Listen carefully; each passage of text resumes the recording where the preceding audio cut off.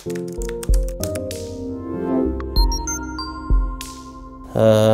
Таала Бақара сүресінің 276 аятында мындай дейді. Аузу биллахи минаш-шайтанир ражим. Ямхақуллаху риба ва юрбис садақат валлаху ла юхиббу кулла каффарин асим. Алла Таала ушул сүтқорлуктун берекесин жок кылып коет дейт. Сүтқорлук.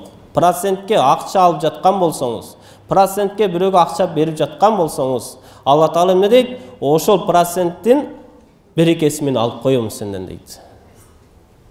Көрдүңүзбү? Эч береке болбойт. Сиз 50 000 сомду бердиңиз процентке. Bir жылдан кийин ошону 100 000 кылып алсаңыз, ошо 50 000 сомуңуз канча береке болот эле? Ошо 100 000 сомуңуз ошо 50 000 сомдой дагы берекеси болбой калат. Ал берекени менен алып коем дейт. Ошол 100 000 сомуңуз кайсы жака кеткенин билбей каласыз.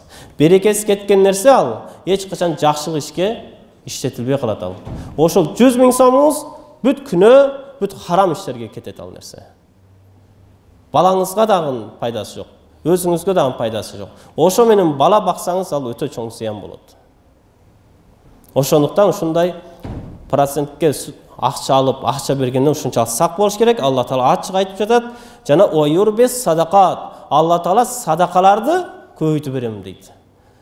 Сиз 100 сом болсо да бирөөгө садака берсеңиз, Алла Таала эмне дейт? Мен ошону көбөйтүп берем дейт.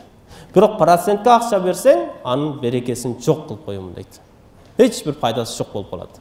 Колуңузда акча, бирок эч бир жумушуңузга, жакшылыгыңызга иштетилбеген акча болот ал. Бирок садаканы Алла Таала эмне дейт? Мен көбөйтөм дейт. Валлаху ла юхиббу кулла каффарин асим. Алла Таала шүгүрчүлүк кылбаган күнөөкөр инсандарды эч качан сүйбөйт дейт. 50 000 сом акчаңыз турат, ошо шүгүрчүлүк кылбай дагы көбөйсө экен деп бирөөгө процентке акча берип атасыз.